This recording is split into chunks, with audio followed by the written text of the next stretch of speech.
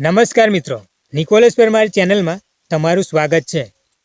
ઉનાળામાં લૂથી બચવા શું કરવું જોઈએ, હીટ સ્ટ્રોકથી કઈ રીતે બચી શકાય। મિત્રો, ઉનાળો તેના પૂરા ફોર્મમાં આવી ગયો છે। પારો 40 ડિગ્રી પાર કરી રહ્યો છે અને અત્યારે સૌથી મોટો ખતરો છે લૂ એટલે કે હીટ સ્ટ્રોક।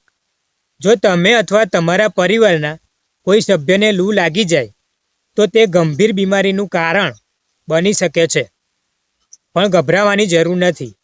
આજના વિડીયોમાં આપણે જાણીશું કે લૂથી બચવા માટે શું ખાવું જોઈએ અને કઈ વસ્તુઓને ટાળવી જોઈએ। જો તમે આ ટિપ્સ ફોલો કરશો તો તમે ગમે તેટલા તડકામાં પણ સુરક્ષિત રહેશો। તો શું ખાવું જોઈએ? Best food to eat.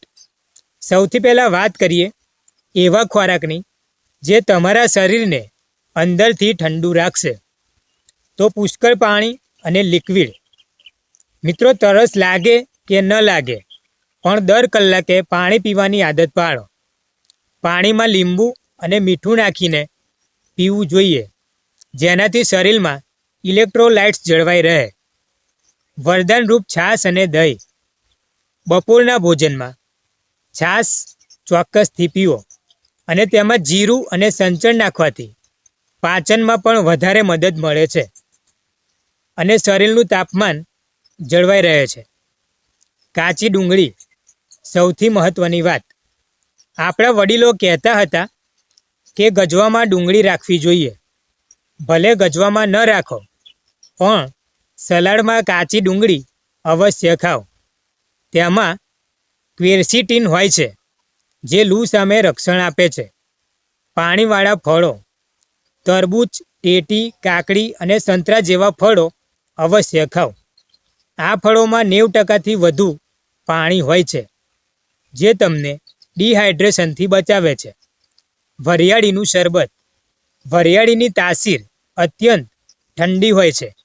રાત્રે વરિયાળી પલાળીને સવારે તેનું પાણી પીવાથી પેટની ગરમી શાંત થાય છે। કાચી કેરી અને બાફલો।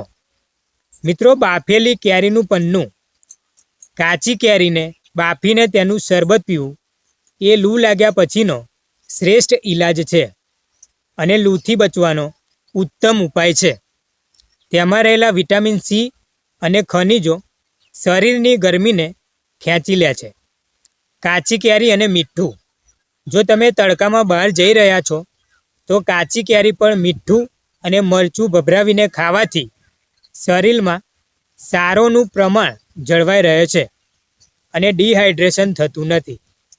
મિત્રો, શું ટાળવું જોઈએ? કેટલીક વાર આપણે અજાણતા એવી વસ્તુઓ ખાઈએ છીએ કે જે શરીરની ગરમી વધારે છે। તો શું ટાળવું જોઈએ? વધારે પડતી ચા અને કોફી। કેફીન શરીરને જલ્દી ડિહાઇડ્રેટ કરે છે। પાણીમાં ચા કોફીનું પ્રમાણ ઘટાડી દે છે। તળેલું અને મસાલેદાર ભોજન। વધારે તેલ અને મસાલાવાળો ખોરાક શરીરમાં ગરમી પેદા કરે છે અને પાચનતંત્ર પર લોડ વધારે છે। વધારે ખાંડવાળા કોલ્ડ ડ્રિંક્સ। આપણને લાગે છે કે કોલ્ડ ડ્રિંક્સ પીવાથી પેટમાં ઠંડક થશે, પણ હકીકતમાં તેમાં રહેલી વધુ પડતી ખાંડ શરીરનું પાણી શોષી લે છે। વાસી ખોરાક। ઉનાળામાં ખોરાક જલ્દી બગડી જાય છે। વાસી ખોરાક ખાવાથી ફૂડ પોઈઝનિંગનો ખતરો વધે છે, જે લૂ લાગવાની સ્થિતિમાં જીવલેણ બની શકે છે।